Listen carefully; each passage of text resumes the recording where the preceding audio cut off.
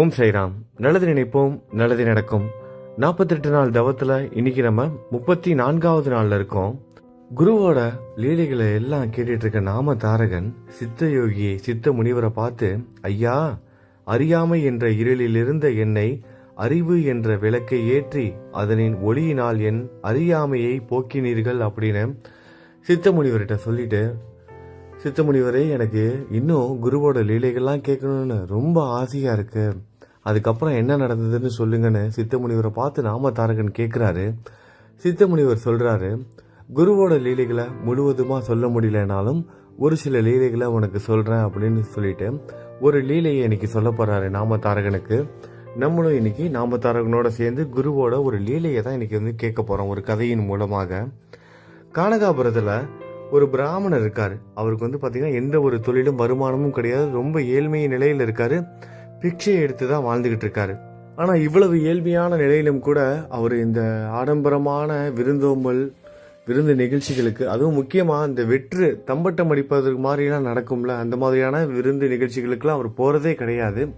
பிச்சை எடுத்து எளிமையான வாழ்க்கைய, அதாவது தேவையில்லாத இடத்துக்கு போயிட்டு அசிங்கப்படக்கூடாது அப்படின்னு ஒரு கொள்கையோட அவரோட வாழ்க்கையை கொண்டுட்டு போயிட்டு இருக்காரு. பிச்சை எடுத்தாலும் தன்மானத்தோட வாழ்ந்துட்டு இருக்க ஒரு மனிதர்.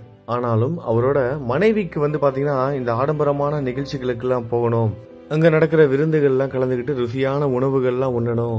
அப்புறம் அது மட்டும் இல்லாம இந்த மாதிரியான விருந்துகள்லாம் துணிமணிகள்லாம் கொடுப்பாங்க, பணம் கொடுப்பாங்க, பரிசு பொருட்கள்லாம் கொடுப்பாங்க. அதாவது இந்த சாப்பிட வரவங்களுக்கு, கஷ்டப்படுறவங்களுக்கு சொல்லிட்டு இந்த துணியெல்லாம் கொடுப்பாங்களா, அதெல்லாம் வாங்கிக்கணும், பணம்லாம் கொடுப்பாங்க, அதெல்லாம் வாங்கணும்னா அந்த மனைவிக்கு ஆசை. ஆனால் இவருக்கு அதில் உடன்பாடு கிடையாது. ஏன்னா அந்த மாதிரியான இடத்துக்குலாம் போனால் நம்மளை அசிங்கப்படுத்துவாங்க, அந்த மாதிரி இடத்துக்குலாம் நம்ம போகக்கூடாதுன்னு ஒரு கொள்கையோடு வாழ்கிறவர். இப்படி எதிரும் புதிருமான ஒரு கணவன் மனைவி வாழ்ந்துகிட்டு இருக்காங்க. கானகாபுரத்தில் தான் இருக்காங்க. ஸ்ரீ நரசிம்ம சரஸ்வதி குரு அவர்கள் இருக்கிற கானகாபுரத்தில் தான் இருக்காங்க. அப்படி இருக்கும்போது அந்த கானகாபுரத்தில் ஒரு வசதி படைத்த ஒரு பிராமணர் இருக்காரு. அந்த வசதி படைத்த பிராமணர் பாத்தீங்கன்னா ஒரு விருந்து நிகழ்ச்சிக்கு ஆடம்பரமா தயார்படுத்துறாரு. அதாவது தம்பட்டு அடிக்கிற மாதிரி வெளியே என்கிட்ட எல்லாமே இருக்கு அப்படின்னு காண்பிச்சுக்கிற மாதிரி. அதாவது விருந்தோம்பல் நிகழ்ச்சிகள் சாப்பாடுலாம் நல்லா தான் இருக்கும். ஆனால் பாத்தீங்கன்னா யாருக்கும் அந்த சம பந்தின்னு சொல்லுவாங்களா, அந்த சம மரியாதை கிடைக்காது அந்த மாதிரியான இடத்துலலாம். அந்த மாதிரியான ஒரு நிகழ்ச்சியை தயார்படுத்துறாரு.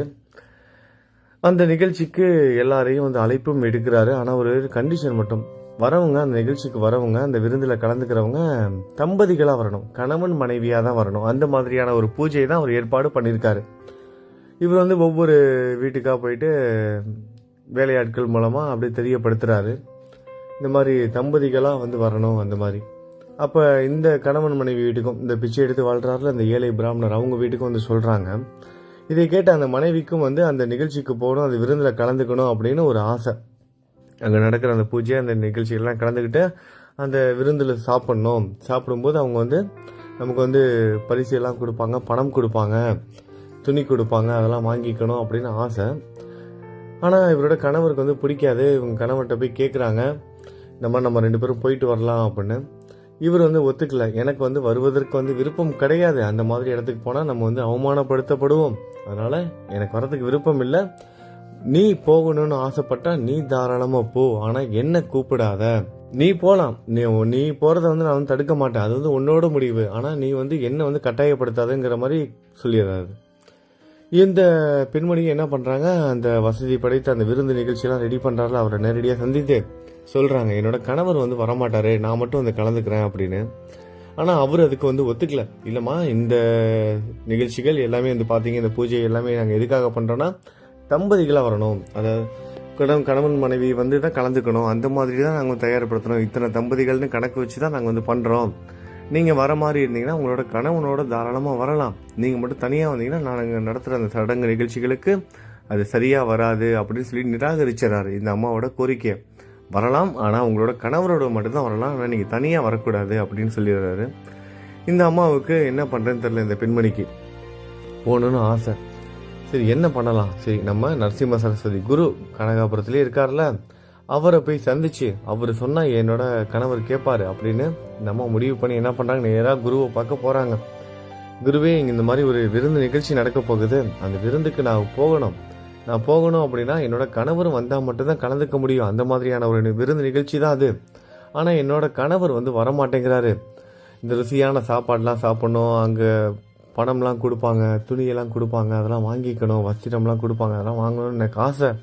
ஆனால் என்னோட கணவர் வந்து சம்மதிக்க மாட்டேங்கிறாரு. நீங்கள் சொன்னால் அவர் வந்து கேட்பாரு குருவே, நீங்கள் வந்து சொல்லுங்க அப்படின்னு. சரிம்மா, நீ போயிட்டு உன்னோட கணவனை கூட்டிகிட்டு வா, நான் வந்து பேசுகிறேன் உன்னோட கணவர்கிட்ட அப்படின்னு சொல்கிறாங்க. இந்த அம்மாவும் போயிட்டு, குரு உங்களை கூப்பிட்டாரு, நரசிம்ம சரஸ்வதி சுவாமி கூப்பிட்டாரு, நீங்கள் வாங்க நம்ம போய் சுவாமியை போய் பார்க்கலாம் அப்படின்னு சொல்கிறாங்க. உடனே சுவாமி கூப்பிட்டோன்னே இவரும் வந்து மனைவியோடு சேர்ந்து போகிறாரு. குருவை சந்தித்த உடனே நமஸ்காரம்லாம் பண்ணதுக்கப்புறம் குரு வந்து பேச ஆரம்பிக்கிறாரு. ஆசீர்வதித்து காலில் விழுந்து நமஸ்காரம் வாங்கின அந்த ஏழை பிராமணர் ஆசீர்வதித்து சொல்கிறாரு, இங்கே பாருப்பா, மனைவியோட ஆசையை நிறைவேற்ற வேண்டியது கணவனோட கடமை. மனைவியோட ஆசைகளை நிறைவேற்ற வேண்டியது கணவனோட கடமை. உன்னோட மனைவி வந்து ஆசைப்படுறாள் இந்த விருந்து நிகழ்ச்சிக்கு போகணுன்னு, உனக்கு விருப்பம் இல்லைன்னா கூட உன்னோட மனைவியோட ஆசைக்காவது நீ வந்து போயிட்டு வா அப்படின்னு வந்து சொல்கிறாரு. இல்லை குருவே, எனக்கு வந்து போகிறதுக்கு வந்து விருப்பம் இல்லை, அது வெறும் வீண் தம்பட்டம் அடிப்பதற்காக நடக்கிற ஒரு நிகழ்ச்சி. அந்த சடங்குகள், அந்த அன்னதானம், அது எல்லாமே வந்து பார்த்திங்கன்னா அந்த விருந்து எல்லாமே தம்பட்டம் அடிக்கிறதுக்காக தான் அவங்க பண்ணுறாங்க. அங்கே போனால் வந்து நல்லா இருக்காது குருவே, எனக்கு வந்து போகிறதுக்கு விருப்பம் இல்லை. ஆனாலும் சுவாமிகள், நீங்கள் சொல்கிறத என்னால் வந்து மீற முடியாது, உங்களோட பேச்சை மீறினேன்னா அது மிகப்பெரிய பாவமாக இருக்கும், எனக்கு அந்த பாவத்தை செய்ய நான் விரும்பல, அதனால் உங்களோட பேச்சுக்கு கட்டுப்பட்டு நான் போக சம்மதிக்கிறேன் அப்படின்னு ஒத்துக்கிறாரு. இவருக்கு போக விருப்பம் இல்லை, ஆனால் சுவாமியோட பேச்சை மீறக்கூடாதுங்கிறதுக்காக சம்மதிக்கிறேன்னு சுவாமிகிட்டே இதை சொல்லிட்டு மனைவியை கூட்டிகிட்டு போகிறாரு. மனைவிக்கு ஒரே சந்தோஷம், நம்ம இன்னைக்கு ருசியான சாப்பாடு சாப்பிட போகிறோம். அது மட்டும் இல்லாமல் அங்கே வந்து புது துணிகள்லாம் கொடுப்பாங்க, அது மட்டும் இல்லாமல் பணம்லாம் கொடுக்க போகிறாங்க, அதெல்லாம் நம்ம வாங்க போகிறோன்னு அந்த பந்திக்கும் போயிடுறாங்க. அந்த பூஜைகள் எல்லாம் சடங்குகள்லாம் முடிஞ்சதுக்கப்புறம் விருந்தில் உட்காந்துடுறாங்க. பந்தி போட்டாச்சு, இலையெல்லாம் போட்டாங்க. இந்த பெண்மணி தொலைவில் நோட்டம் விடுறா, பார்க்குறா. ஒரு ஓரத்தில் பன்னியும் நாயும் சாப்பிட்டுட்டு இருக்க மாதிரி தெரியுது இவளுக்கு. இவ உத்து கவனித்து பார்க்குறான். பார்த்தா உண்மையாகவே ஒரு நாய் வந்து அந்த பந்தியிலேருந்து நடந்து போகுது, சாப்பிட்டுட்டு இலையில இருக்க சாப்பிட்டுட்டு. அதை பார்த்து இவளுக்கு ஒரே தாங்க முடியல, கத்தி ஆர்ப்பாட்டம் போடுறான். என்ன எங்களை கூட்டிகிட்டு வந்து இப்படி பண்ணுறீங்களா, நாய் பண்ணிலாம் சாப்பிடுது, இந்த இடத்துல எங்களை உட்கார வச்சு சாப்பிட வைக்கிறீங்களே, எங்களை அசிங்கப்படுத்துறீங்களா அப்படின்னு இந்த மனைவி வந்து அழுவ ஆரம்பிச்சிட்டா, கத்த ஆரம்பிச்சிட்டான். அந்த கணவர் அப்போ சொல்கிறார், இதனால தான் நான் இங்கே வரமாட்டேன்னு சொன்னேன், நீ கேட்டியா அப்படின்னு சொல்லிட்டு இவர் தன்னோட மனைவியை வந்து திட்டிட்டு கூட்டிகிட்டு வந்துடுறாரு. இரண்டு பேரும், இந்த ஏழை பிராமணரும் அவரோட மனைவி நேராக நரசிம்ம சரஸ்வதி சுவாமியை பார்க்குறதுக்கு போகிறாங்க. அங்கே போனோடனே மனைவி, அந்த அவரோட மனைவி என்ன பண்ணுறாங்க, சுவாமியை பார்த்து, சுவாமி என்னை வந்து மன்னிச்சிடுங்க, நான் வந்து அவமானப்பட்டது இல்லாமல் என்னோட கணவரையும் நான் வந்து கூட்டிகிட்டு போய் அவரையும் நான் வந்து அவமானப்படுத்திட்டேன், அவருக்கும் என்னால் வந்து அசிங்கமாகிருச்சு, என்னை வந்து மன்னிச்சிடுங்க சுவாமி, இனிமேல் இந்த மாதிரிலாம் நடந்துக்க மாட்டேன்னு நரசிம்ம சரஸ்வதி சுவாமிகள்கிட்ட அவரோட மனைவி வந்து மன்னிப்பு கேட்குறாங்க. உடனே சுவாமி சொல்கிறாரு, இங்கே பாருப்பா, உன்னோட மனைவி வந்து தன்னோட தவறை வந்து உணர்ந்துட்டா, மன்னிப்பு கேட்குறா, வருத்தம் வந்து சொல்லிட்டா, நான் வந்து வருத்தப்படுறேன், இனிமேல் இந்த தவறை செய்ய மாட்டேன்னு தவறை வந்து உணர்ந்துட்டா, அதனால நீ வந்து உன்னோட மனைவி மேலே இருக்கிற கோபத்தை வந்து விட்டுரு, அவளை வந்து மன்னிச்சிடு.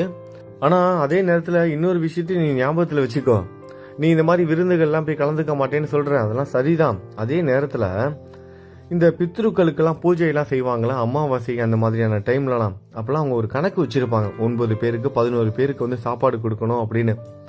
அப்படி அவங்களாம் அந்த சாப்பாடு கொடுக்கும்போது யாராவது ஒருத்தங்க கம்மியாச்சுன்னா தேடி அலைவாங்க, நம்ம கூட வந்து தேடி அலைஞ்சிருப்போம். இத்தனை பேருக்கு வந்து சாப்பாடு கொடுக்கணுங்கிறப்ப இந்த சுமங்கலி பூஜைலாம் நடக்கும். 9 பேருக்கு வந்து வீட்டில் வந்து இந்த ஏதாவது புடவை, ஜாக்கெட்டு இந்த மாதிரிலாம் வச்சு துணிகள்லாம் வச்சு கொடுத்துட்டு, அந்த மஞ்சள் குங்குமம், அந்த தாலி கயிறு இதெல்லாம் வச்சு கொடுப்பாங்க, நம்ம வீட்டில் வளையலோட சேர்த்து கொடுப்பாங்க.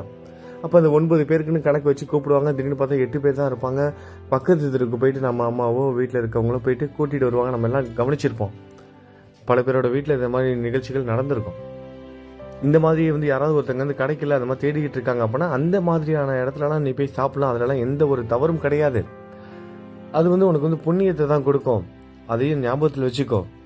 உடனே இவர் பிராமணர் என்ன கேட்குறாரு, சுவாமி அப்போனா நீங்களே எனக்கு சொல்லி கொடுங்க, எங்கே சாப்பிடலாம் எங்கே சாப்பிடக்கூடாது, எந்த மாதிரியான இடத்துக்கு போகணும் போகக்கூடாது, இது எல்லாமே எனக்கு வந்து சொல்லுங்க சுவாமி அப்படின்னு சுவாமி கிட்ட கேட்கவும் சுவாமிகளும் சொல்றாரு எங்கெங்கெல்லாம் நம்ம போய் சாப்பிடலாம் அப்படின்னு. குருவோட வீட்டுல தாய் மாமன், பெண் கொடுத்த மாமன், சாதுக்கள், சகோதரர்கள் வைக்கும் சாப்பாட்டை சாப்பிடலாம். பெற்றோர்களை கொண்டு சேவை செய்து, அதாவது பெற்றவங்களை வேலை வாங்குறவங்க, மனைவிகளையும் குழந்தைகளையும் துன்பப்படுத்துறவங்க, புகழுக்காக, அதாவது வெறும் வீண் தம்பட்டம் அடிச்சு புகழுக்காக தானம் செய்வாங்கல்ல அந்த இடத்துல, அப்புறம் எப்பொழுதும் சண்டையிட்டுக்கிட்டே இருக்கவங்க, மற்றவங்களுக்கு துன்பத்தை கொடுக்கறவங்க, பணத்திற்காக அருகதை இல்லாதவர்களுக்கு மந்திர உபதேசம் செய்பவர்கள், அந்த பூஜை பண்ணுங்க, இது சரியாயிரும், இந்த மந்திரத்தை சொல்லுங்க, வெறும் பணத்துக்காக இந்த மந்திர உபதேசங்கள்லாம் செய்வாங்கல்ல அவங்க, அப்புறம் தேவையில்லாம கோபம் கொள்றவங்க, அப்புறம் மனைவியை கவனிக்காம விட்டவங்க, மனைவியை விட்டுட்டு வேற ஒரு பெண் கூட தொடர்புல இருக்கவங்க, கெட்ட பெண்களோட திரிகிறவங்க, திருடர்கள், அப்புறம் கஞ்சத்தனமா இருக்கிறவங்க, ஆச்சாரத்தை கடைபிடிக்காதவங்க, பணம் பெற்று பணத்தை மட்டும் வச்சுக்கிட்டு வெறும் தம்பத்துக்காக, வெறும் புகழுக்காக மட்டும் மந்திர ஜபங்கள்லாம் செய்யறவங்க, செய் நன்றி மறந்தவங்க, ஒருதலை பட்சமாக நியாயத்தை கூறுபவன், ஒருதலை பட்சமா இரண்டு பக்கமும் நியாயத்தை பேசாம ஒருதலை பட்சமா முடிவெடுக்கிறவங்க, குருவை அப்புறம் சாதுக்கள் எல்லாம் திட்டுறவங்க, அதுக்கப்புறம் குல தேவதையை விட்டவன், அதாவது குல தெய்வத்தை சாமி கும்பிடாதவங்க, குல தெய்வத்தை கண்டுக்காம இருக்கிறவங்க, பேராசை கொண்டவங்க, இப்படிப்பட்டவங்களோட சாப்பாடை, அவங்க நடத்துற நிகழ்ச்சிகளா இருக்கட்டும், அவங்க கொடுக்குற சாப்பாட்டை சாப்பிடவே கூடாது அப்படின்னு சொல்றாரு. இது மட்டும் இல்லாம இப்படிப்பட்ட இடங்களில் சாப்பிட்டால் அடுத்த பிறவியில் தேவையில்லாத பாவங்களோட தான் நம்ம பிறக்கணும் அப்படின்னு ஒரு சில குறிப்புகள்லாம் கொடுத்துருக்காங்க. அதாவது என்னென்ன மாதிரியான இடத்துல எந்தெந்த மாதிரியான சாப்பாடுலாம் சாப்பிட்டோம் அப்படின்னா நமக்கு எந்தெந்த மாதிரியான பாவங்கள் வரும், அந்த மாதிரி ஒரு விளக்கம்லாம் கொடுத்துருக்காங்க. அதெல்லாம் நீங்க குரு சரித்திரம் புக் படிக்கும்போது நீங்களே படிச்சு நேரடியாக தெரிஞ்சுக்கலாம். இப்போ நாளைக்கு நம்ம அடுத்த பதிவில் இன்னும் மேலும் என்ன நடந்தது அப்படிங்கிறத பல விஷயங்கள் தெரிஞ்சுக்க போகிறோம். தொடர்ந்து இந்த குரு சரித்திர கதைகள் கேட்டுட்டு இருக்க எல்லாருக்கும் குருவோட ஆசீர்வாதங்கள் கிடைக்கணும்னு நம்ம எல்லாரும் நம்மளோட தெய்வத்துக்கிட்டேயும் நம்ம சாய்கிட்டையும் நம்ம பிரார்த்தனை பண்ணிக்கலாம். எல்லாருக்கும் நல்லதே நடக்கட்டும். நல்லதே நினைப்போம், நல்லதே நடக்கும். ஓம் சாய்ராம்.